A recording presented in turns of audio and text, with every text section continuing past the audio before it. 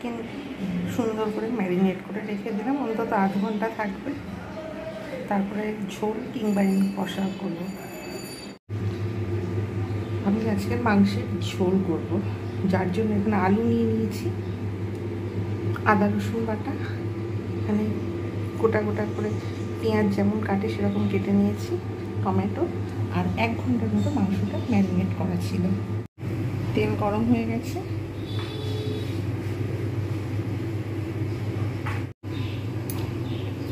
এর মধ্যে আমি দিয়ে দিলাম গোটা গরম মশলা,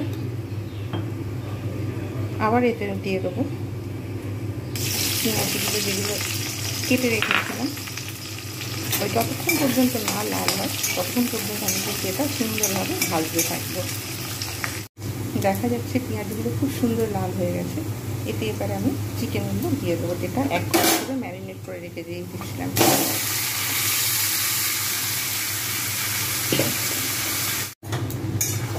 বেশ কিছুক্ষণ নেড়ে দেওয়ার পর এইরকম হয়েছে। এবারে এর মধ্যে আমি কিন্তু আদা রসুন পেস্ট দিয়ে দিতে পারি। কেটে রাখা টমেটোগুলো দিয়ে দিলাম, তারপরে এখানে যে আমি আদা রসুন পেস্ট রেখে দিয়েছিলাম সেটা আমি এর মধ্যে দিয়ে দিলাম। এবারে আবার ফের ভালো করে নাড়বো, নেড়ে আবার ঢাকা দিয়ে দেবো। ভালোভাবে নেড়ে ঢাকা দিয়ে আবার কিছুক্ষণ পরে খুলে দেখবো কি পজিশনে রয়েছে। দেখো গাইস, কত সুন্দর কালারটা এসেছে।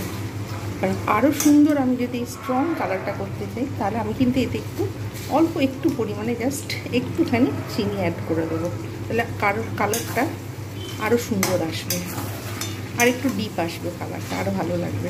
আবার ফের এইটাকে আমি এখন ঢাকা দিয়ে আবার ফের 5 মিনিট রেখে দেবো। চিকেন থেকে দেখো গাইস তেল ছাড়তে শুরু করেছে, দেখো প্রচুর পরিমাণে তেল ছাড়ছে। আমি আলুটা আগে ভাজিনি, আমি এর মধ্যে আলুগুলো দিয়ে দেবো, এর সঙ্গে ভাজা হয়ে যাবে, আলুটা সেদ্ধ হয়ে যাবে।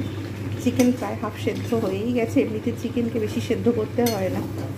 আমি আবার ফের কী করবো, 4-5 মিনিট এটাকে ভালোভাবে ঢাকা দিয়ে রেখে দেবো। দেখো গাইস কালারটা কত সুন্দর এসেছে, পুরো তেল ভর্তি হয়ে গেছে, সব ভালোভাবে কষে গেছে, মশলাগুলো ভালো সুস্বাদু হয়েছে দেখেই বোঝা যাচ্ছে, আলুগুলো সুন্দরভাবে ভাজা হয়ে গেছে। এবারে আমি এর মধ্যে পরিমাণ মতো জল দিয়ে কিছুক্ষণ ফোটাবো, বেশিক্ষণ না, অল্পক্ষণ জল দিয়ে ফোটাবো।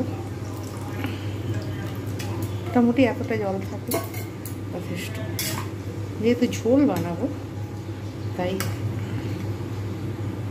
এবারে আমি এটাকে একটা জল দিয়ে এবারে ফোটাবো, ঢাকা দিয়ে দেবো, আবার কিছুক্ষণ পরে ফিরে আসছি। তৈরি হয়ে গেল